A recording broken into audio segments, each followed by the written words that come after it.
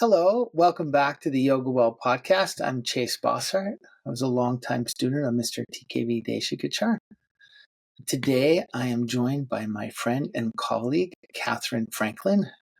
Catherine, you have recently graduated from our yoga therapist training. And after 25 years in the land title industry, are establishing a yoga teaching practice in Michigan. Welcome to the podcast. Thank you for having me. So I like to have a little introduction of what is your story? How did you come to yoga?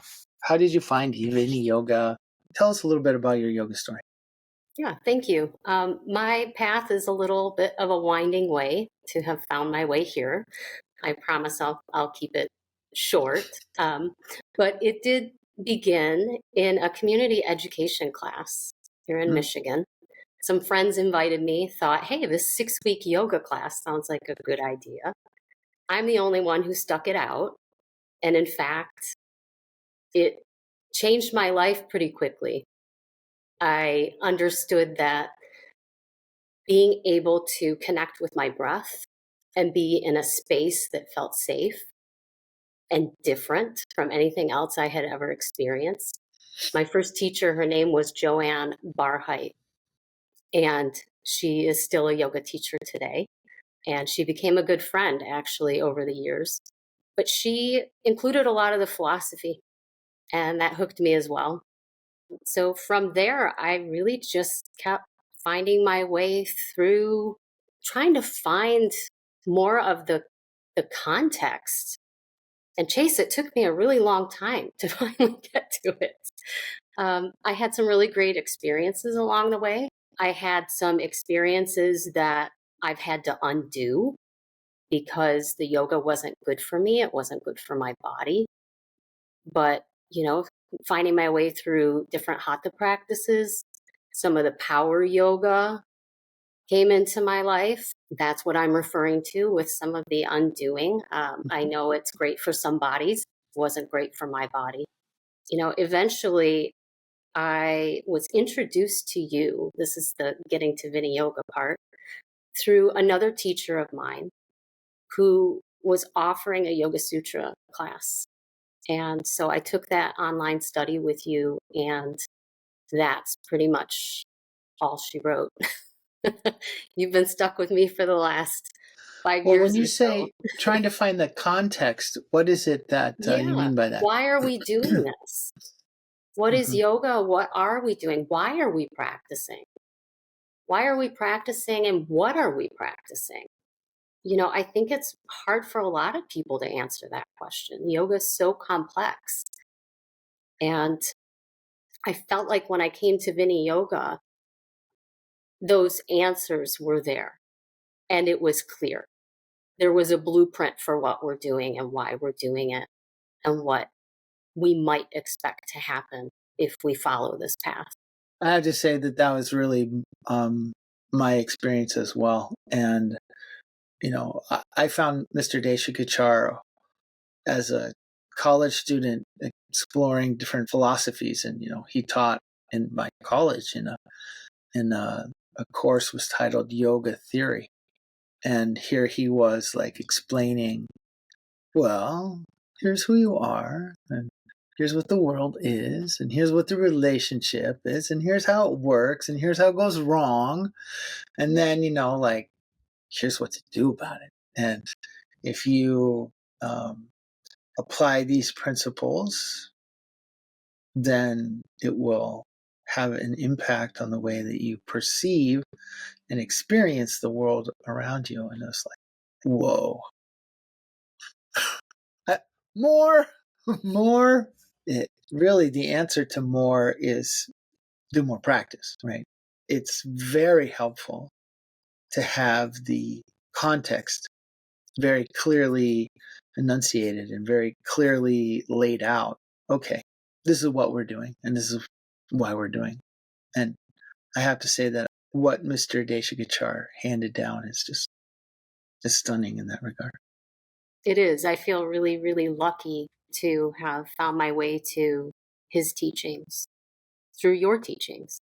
I think the lineage piece, when I talk about this winding road that I've been on, it's because I was looking for something. I was seeking something.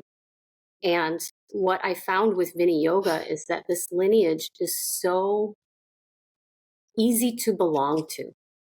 Like, I feel like I belong to something. And I attribute a lot of that to the fact that the way that you teach is clearly that it's coming from some place, from someone, through someone. There are a lot of yoga teachers who take on those teachings almost as if they are their own, and they kind of dismiss where they've come from. And the way that you talk about Mr. Desikachar and the way that you share some of your stories about your, the pilgrimage he sent you on, or, maybe that's for another talk. I don't know. It's meaningful. It's meaningful. And I never had the opportunity to meet Mr. Desikachar, but I feel like I know him through your teachings. Yeah. And there's something really powerful in that I can't describe or expect to receive anywhere else. Well, thank you. Thank you for saying that. As you're talking, I'm just thinking about this one time. In his later years, when he would come to the United States, I would very often get the opportunity to be his chauffeur. So wherever he was, I would also be there. I would be driving him around, etc. At one point, we were in Tennessee, and he had just come out of a teaching, and we both walked to the car, and we both walked to the same side, to the driver's side. And then we got there, and he looked at me, and he said, "Avidya." And he walked around the car to the other side and got in the passenger side. Right? Because, and what is avidya? Well, avidya is a misperception. So what did he do? He looked at the car and he thought, this is where I should get in. And in his case, that avidya was based on a projection of his memory of, because in India they drive on the other side of the road. So the passenger side would be where our driver's side is, and like this. And yeah. The other piece of this too is that the avidya is I'm driving. No, he was most definitely That's the not. bigger avidya. I'm driving. No, he was most definitely not considering himself the driver in Tennessee, for sure. So, when you say you were looking for something, what is it you're looking for? I knew that yoga was helping me, and I wanted to understand it more. I knew that there was depth and breadth to these studies, these teachings that I was unable to uncover in books or through the places where I have already been. And, during this time that I was seeking, I was making as much time for yoga in my life as I could, but I had a lot going on. I felt a little limited as to like being able to actually venture out of my small little world. So I was trying to find, geographically, right? Like I could take a small trip or a vacation somewhere, but often I was running a company. I was lucky to be able to leave the office for 3 days. I wasn't going off to India to look for these teachings. Yeah. And I had a family and responsibilities. So I was trying to gather as much as I could in my little world. And as we know, obviously Zoom and all of that has become such an amazing resource. But back then that wasn't a thing. It wasn't an option. Right. So you're looking for something, it's helping you in your life. How is it helping you? Yeah, I was changing, and I was changing pretty quickly. The awareness that I had of myself was growing in ways that was a little scary. I was starting to see things differently. And I knew that there were things, we know this as vairagya now, but at the time I didn't know this relinquishment piece was such a big part Yeah. of it. Yeah. So relationships were falling away, mostly in a loving way to the most that I could, but they were falling away. I was moving away from the things that were not serving me well. And it was painful. I felt like I was being misunderstood or starting to speak a language that other people weren't speaking with me. And so more and more, I was looking for community and people who were having some of these experiences that happen when we do yoga, Yeah. right? I mean, and that is just like you're saying, that is one of the things that is very explicitly stated in the first chapter of Patanjali's Yoga Sutra. Abhyasa vairagya bhyam tan nirodha, right? So how do we get there? We get there. How do we get to that nirodha, that containing of the mental activities through abhyasa, which is the effort to remain there, and then the relinquishing. And this order of abhyasa followed by vairagyam really indicates that one of the ways that vairagyam arises is through practice. And I think you're describing a really common experience that people have, that things that used to be very important in their life now don't seem so important. Or things that used to really trip me up, I had the most difficult time saying or doing. Now I can do without really having any emotional response. I remember one time a student called me up and said, "Okay, please, am I becoming psychopathic, murderer?" I was like, well, not that I know of, but what's going on?" She said, "Well, my daughter snuck out and whatever thing, and now the result of that is that I have grounded her, and she's not going to be able to go to the junior prom." And that kind of thing used to just weigh on me so heavily. I would be so disappointed for my daughter, and I would be like, considering myself to be the cause of her suffering, et cetera, et cetera. And now I literally just told her all of that. And as I was telling her that, I thought, kind of sucks to be you, but these are consequences, and you're the cause, and not me. And we had our conversation, and I left. And I just want to check in that I'm not becoming an uncaring robot psychopath. Yeah, it's And really interesting to yeah, watch go ahead. our reactions to things Mhm. and just the way that things affect us. It's so Yeah, drastically different from maybe how we would have been even, months before. I think when we have these shifts, it's like yeah. they're really noticeable. I recently had another student who has a child who struggles with mental illness, and they had another episode. The child is an adult and has made some adult decisions about their medical care and was switching from one medicine to another. And before the second medicine could really uphold, there was an episode and, caused a big thing. This child had some difficulties, had to be hospitalized, etc. And the student was telling me, well, I watched myself show up as like a support for my child, not as the parent needing to do everything and figure it all out and try to get my child all set up, et cetera, et cetera. Instead, I showed up as the support for an adult child making adult decisions about their own medical care. It was so different. The experience is so different.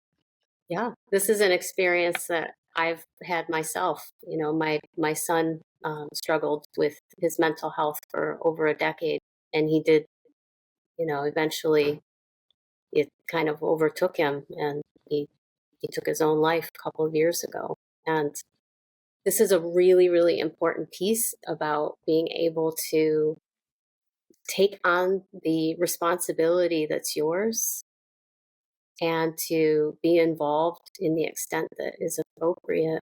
And we're all on our own path, right? And I don't think I would have survived this type of event without yoga. In fact, people are coming to me seeking help who have lost children. And I am still in the depths of my own grief and my own dealing with it.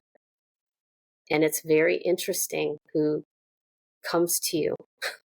Yeah. This thing of being able to help others who have been through something that we are navigating or have navigated ourselves.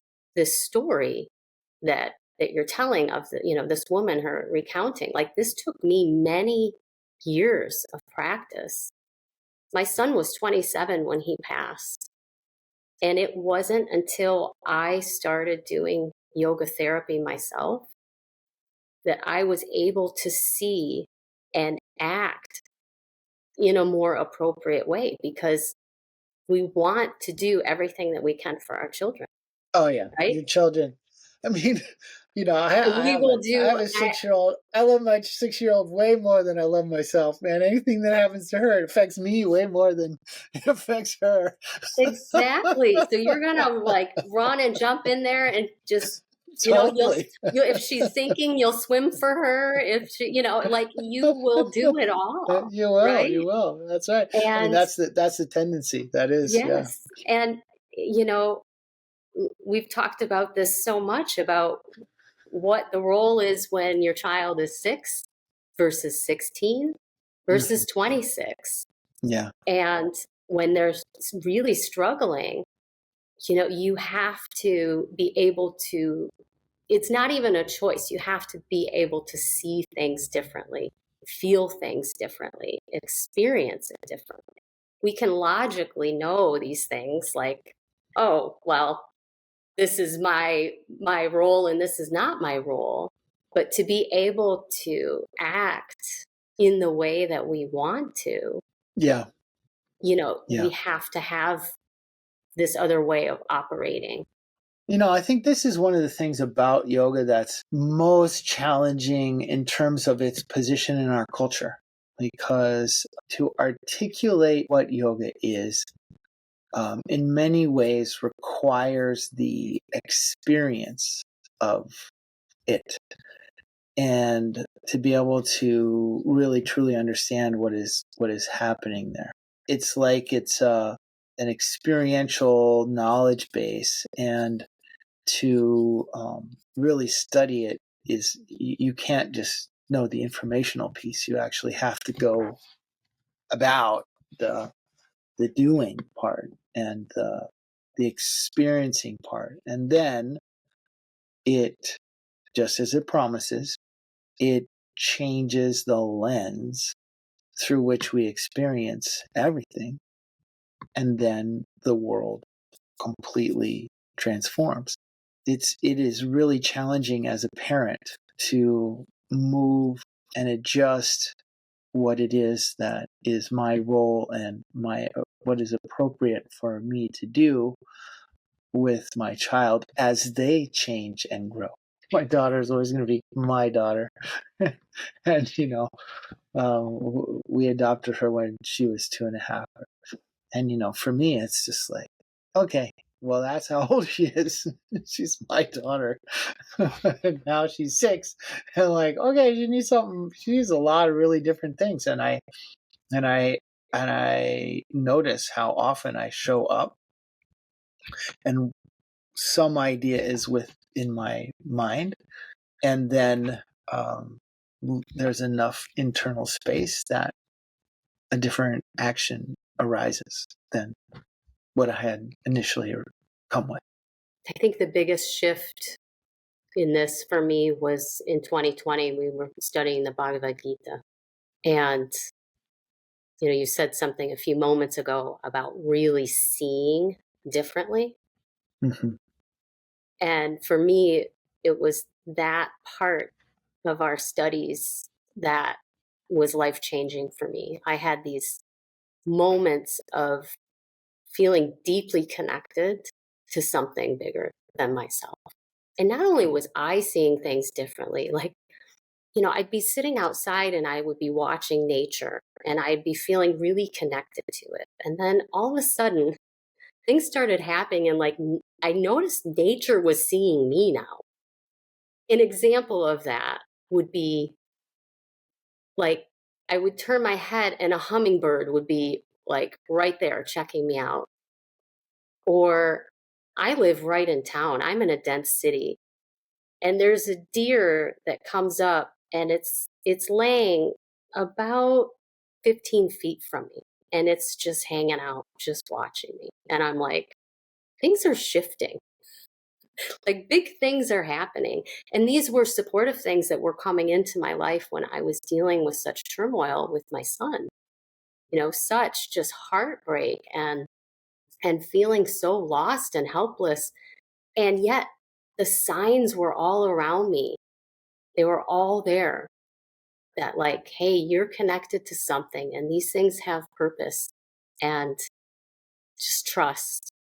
And the outcome did not happen the way like, oh, it will be okay doesn't mean that Doesn't mean my that son is going to he recovers. miraculously recover and go Yeah. on and but I have a sense of, obviously the deep grief, but there's so much peace just around being here and being in this world and what it means to be here Yeah. and what we're supposed to do while we're here and all the things that we can't know and being okay with that too. Yeah. So those teachings, right? The Bhagavad Gita, especially for anyone who hasn't studied that, Do. do, Yeah. do. These podcasts are supposed to be like evergreen things that, you don't talk about anything that's going on now, blah, blah, blah. But we are just in the middle of the Bhagavad Gita in our Yoga Well Institute ongoing philosophy class. And it's actually taken us 2 years, and we've gone through the first 12 chapters. So there's 6 more to go. Might take a year. Could easily take a year. And agreed, it's just so useful, so practical. I remember when I went to grad school, I went to grad school for all the wrong reasons. I had met Mr. Deshikachar and I, knew that I wanted to be a yoga teacher in my life. Yet I couldn't quite look at my dad in the eye and say, Dad, I'm going to be a yoga teacher. Because, this is early 90s and, yoga was kind of on the fringe of things is what I would say. And I came from very conservative parents, very concerned about societal position, blah, blah, blah. So I went to graduate school because you could go get a PhD and that will, in anything. That's a respectable way of being eccentric. So I went to graduate school. And when I got to graduate school, what I discovered was that the professors were all practitioners of Protestantism, and it was considered to be a disadvantage to be a student of yoga. So it made you lose your objectivity in the studies. That just did not rack up for me. That just did not make sense to me. So what I saw was that actually the practice of yoga is the fundamental key to understanding like what these teachings are on an intellectual level. And I believe that even more strongly today than I did 30 years ago when I went to graduate school. And the reason that going to graduate school was not a good decision for me is that it put me in an environment that emphasized the intellectual over the experiential and actually devalued the experiential. And I think that that threw me for a little bit of a loop because my original discovering of yoga with Mr. Deshikachar was so experiential and so powerful in my life. I think nowadays that if you don't have the experiences, then you really cannot understand the information. And that's really that's at the foundation of what I believe Mr. Deshikachar was conveying in his teaching. Yeah. And, I think it's interesting how much we value, and you've talked about this a lot recently, value like certifications or titles or like that going and doing this extra education was somehow, there's more value in that than this other thing, right? And I think it's important when we're able to just like follow what we want to follow. I've really struggled with this myself because I spent so much time in this business world, right? And becoming an expert at something. And at the same time, so one foot in this life and then the other foot in my yoga life, two totally different paths, two totally different ways of being. They are not similar at all. Running a very, I mean, title insurance is about as hectic as it can get at times when the market's good. Yeah, Um, and there's deadlines and yeah, closing I things, mean, and it's like and there's, they're yeah, you I mean, can't the miss pressure that. is on. The pressure is big. And then this other thing of yoga, which is just like you're trying to just be. And so when I took that other foot out and stepped into both feet in yoga, all of a sudden, yeah, I had a lot of practice experience behind me, a ton, but I'm no longer an expert in anything. Talking about Yeah, identity shifts. And I think all of the training that I have done, especially with you, and obviously the trainings that I did before I found Vinny Yoga, have all been very useful and very necessary on my path. But studying right now with you and studying for the sake of studying is really just an amazing thing to be doing. In order to do yoga therapy and to do it well, I don't know how there's any other option than to continue studying, like for the rest of my that's life. right. That's right. There's no way.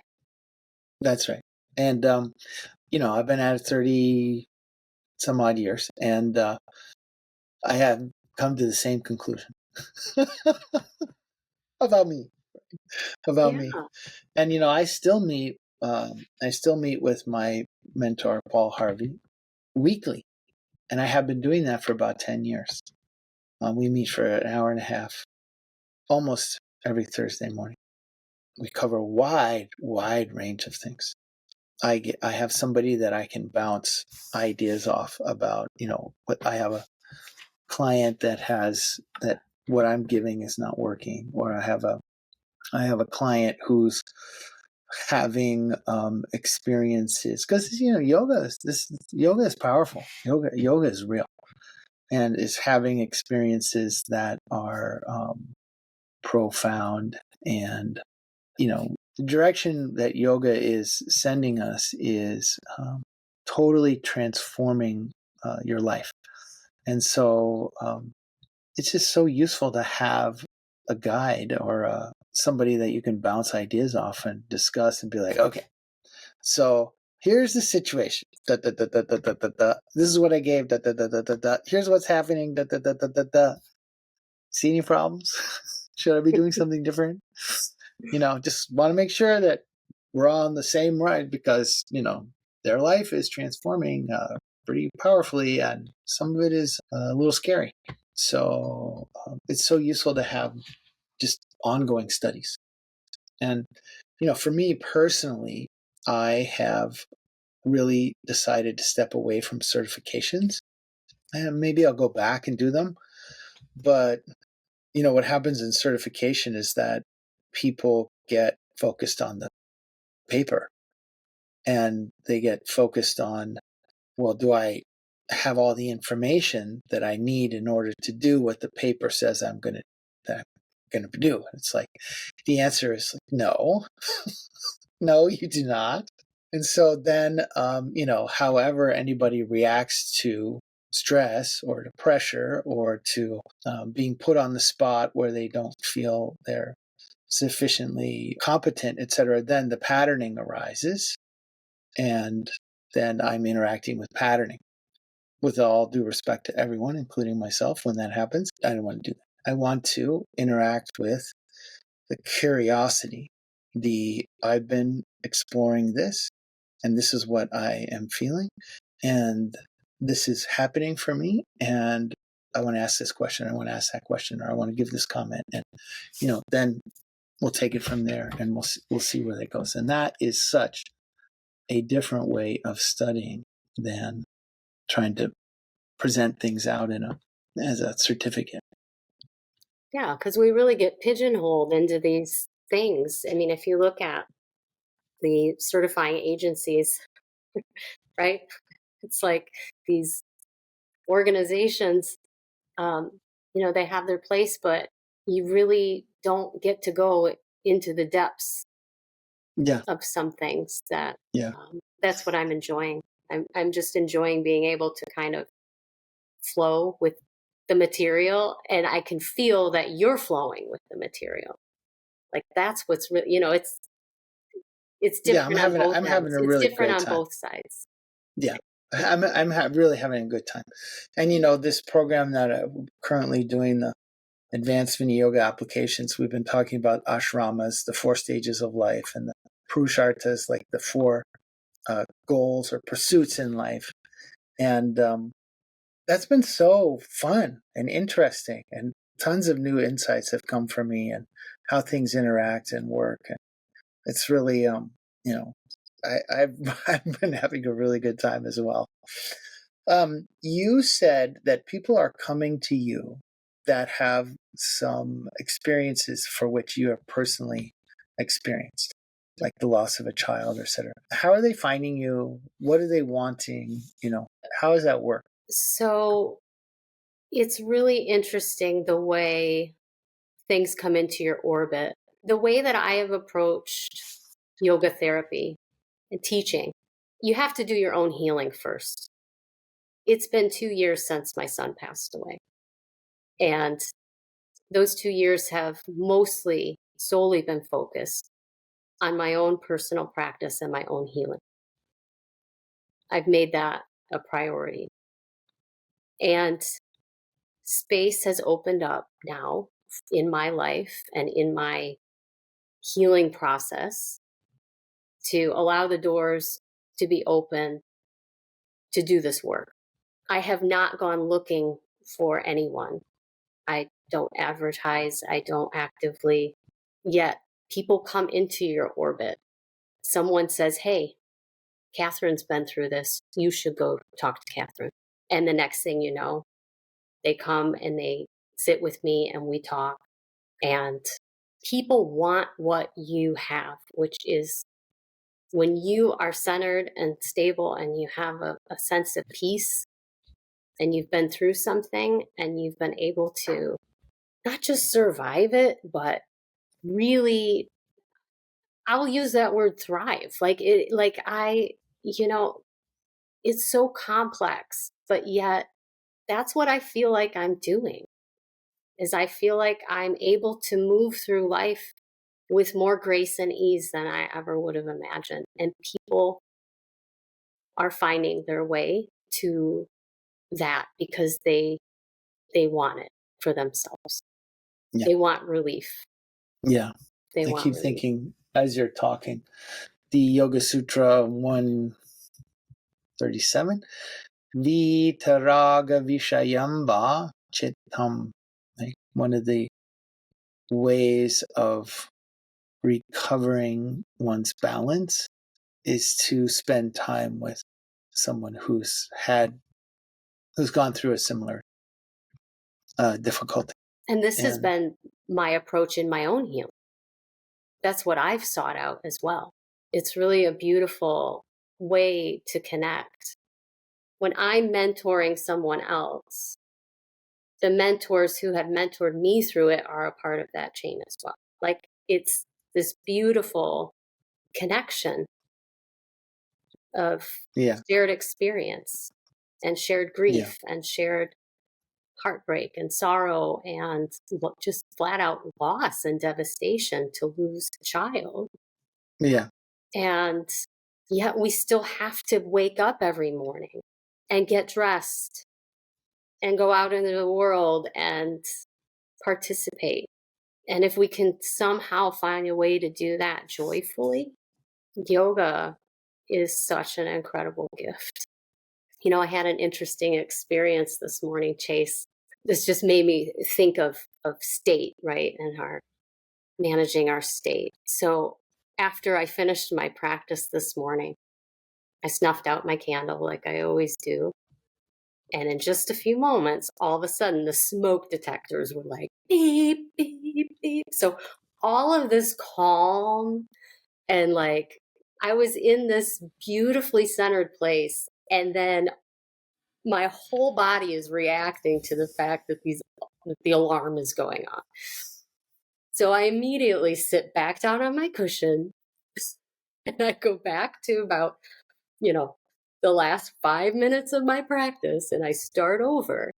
But I was able to sit and notice how disrupted my system was from hearing something that I knew what the cause of it was.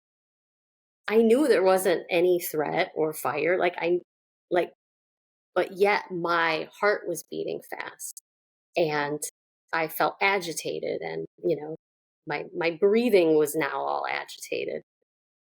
But I was able to sit down and reset. Like I was able to do breathing and do meditation and do a little more chanting. And I was like, okay, now I can move on. It was the most interesting experience. I've never had anything quite like that, but that just shows how empowering it is. It's so empowering to be able to say, wow, my state's really not good right now, and I can change it. Beautiful example. So nice. This is really the point that yoga is saying, which is there is a perceiver and there is, materiality is there and we're connected to it. And the variable that really is changing all the time is the lens through which perception happens. And, depending upon what our lens is, that has a huge impact on our experiences. And actually to be able to go back and to recover like that takes some time to, to develop. That takes some work over time that allows this to happen for us. I also wanted to make a point that I really believe that it's true that the things in our life that happen for us, the wounds that are there, the process of yoga converts those wounds into really powerful advantages or skills but in order for that transformation to happen, to go from wound to positive attribute, maybe something like this, the transformation that happens there only happens through digestion, right? We can't be ignoring it. We can't be trying to push it down.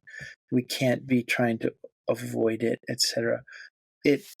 We have to be able to sit with it, feel it, go into it, and digest it, assimilate it.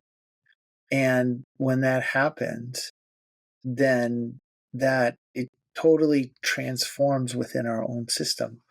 And what is still a tragedy is no longer debilitating, but is instead a strength. Yeah. And see it over and over and over and over again through the practice of yoga. And the over again is still a part of my healing. Yeah. Because I have these times of great stability and then the grief comes again. And it's another chance to sit with it and be with it and heal it and to know that you can recover from it again. Yeah.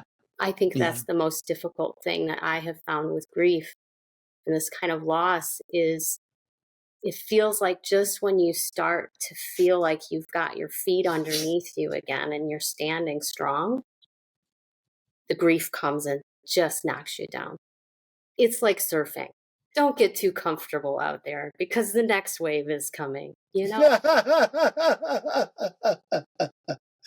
True. Not that I'm a surfer. I learned how to surf, and I had some wicked experiences of those waves.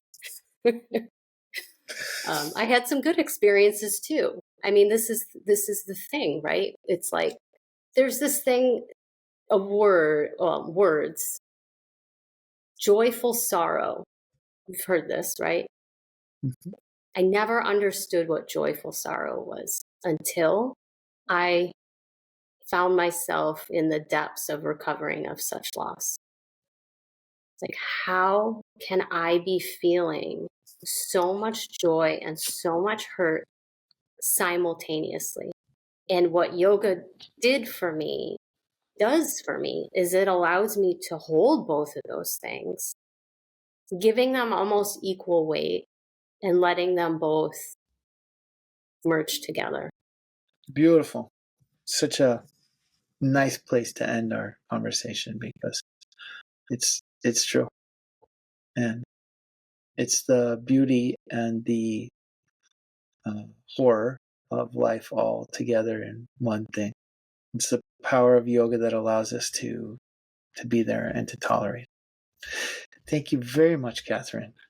How do people find you if they want to talk more with you about this? Yeah, I'm at trueevolutionyoga.com, or I can be emailed directly at Catherine, Catherine, at trueevolutionyoga.com. Is it two E's, Truee? It Evolution? is. Thank you for asking. Okay. Good. Well, thank you for being on the podcast. Yeah, it was a pleasure, Chase. I really appreciate the opportunity to have this conversation with you. Thank you. Thank you for coming.